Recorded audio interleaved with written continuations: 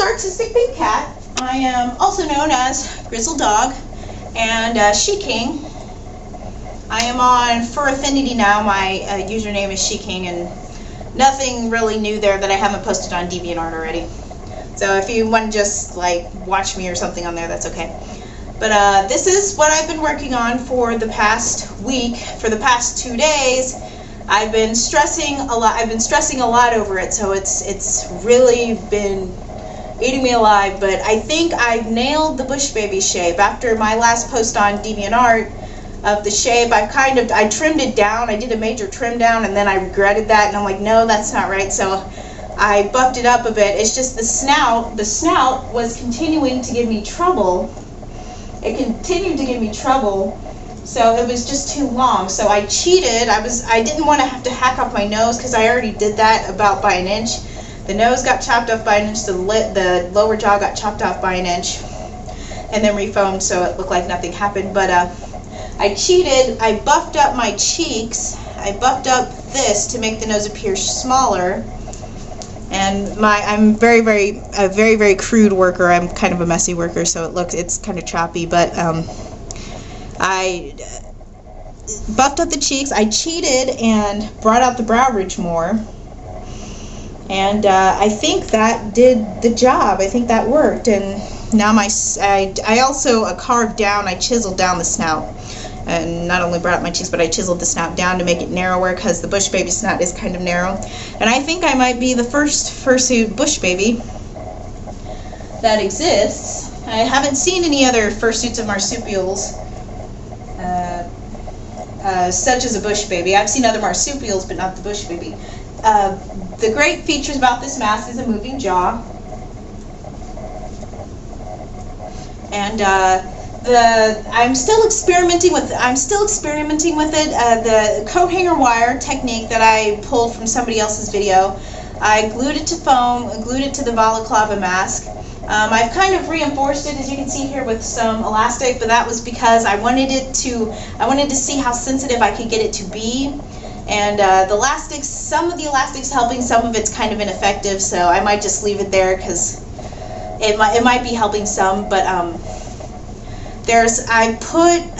just recently I put elastic inside the head to hold it down to my head, and as you can see, the jaw moves a lot better. It's a lot smoother and a lot more natural looking. So I'm still trying to figure out how to get the mask. The mask flexes when I talk, so I'm still trying to figure out how to get it to hold and be strict, so my jaw moves a lot easier. But otherwise, the mask works great, and this'll do for now and also the elastic is just pinned in. So it's really easy to adjust or to take out if I'm not satisfied with it, even with the fur on.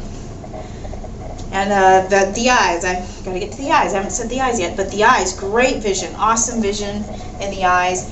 It's a see-through mesh. The black is the see-through mesh, and then I have plastic mesh to see through. I actually have some peripheral vision. In this mask. My range of how far I can see is probably about there. That's how far I can see before I run into something, but that's awesome. It's great. Way better than my Tomedoe, my kangaroo mask. I keep calling her Tomedoe, but she's a kangaroo and she needs a new name. This is Tomedoe 2.0, and she's a greater Bushbaby. I'm going to cut out the balaclava in the ears to make holes. I'm going to put a breathable material in there so heat can escape. I'm also going to coat the nostrils. The nostrils are breathable. They they allow circulation. I'm going to coat the inside of the muzzle with a glossy substance, maybe like Hodgepodge or something. I'm not sure. I haven't. Something glossy to seal the foam up so moisture and humidity doesn't make the mask hotter, and it channels out the heat. The heat hits it and then it doesn't stick and make the mask heat up.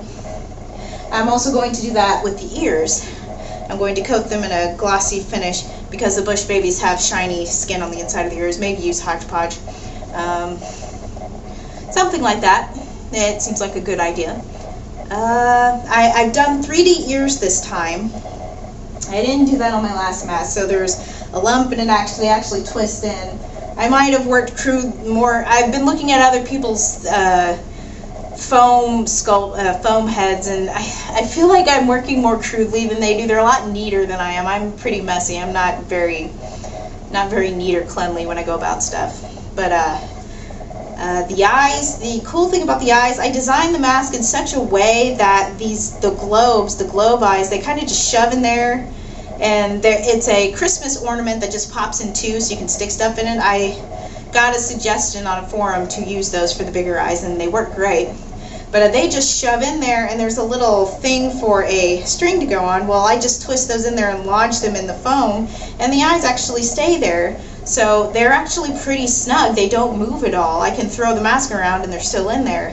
The actual brown part of the eye is not permanent because I don't know. I'm still working on it, and I didn't want to finalize it when I thought of something else. But they can be moved, taken out, put back in, replaced, and that's the great thing about them. I don't know if I want anything to officially secure them in there. I might just leave them like that. It's easy access, and when I fur it, they'll probably be even more snug because I'll make the fur go up inside the head, and then they'll stay really well. That'll be great.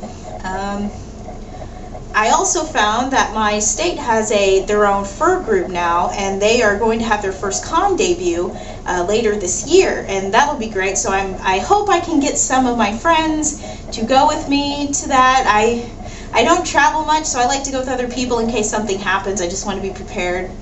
And I've never went to a con by myself officially without any other family members that are older than me, so yeah, that'll be fun. They're weirded out by the con thing, or they're just totally disinterested entirely, so it's going to be, I'm going to have to find somebody that's a good travel companion for that, but that'll be fun, and I don't have to drive to another state that I can't get to because it's too far or nobody wants to go. But I think that's all I got for now. I'll keep you guys updated. This is a great improvement since, like, if you go back and look at my first video I had, it's crazy how I went from that to this, but I worked on it really hard, chiseling it down, stressing over it, looking at pictures, and I think I've got it down. I think so. So I might try to improve the moving jaw if I can. If not, then this will suffice. This is pretty good. And people think it's cool that the jaw actually moves. And I'll just leave it at that. So I'll see you guys later. Bye-bye.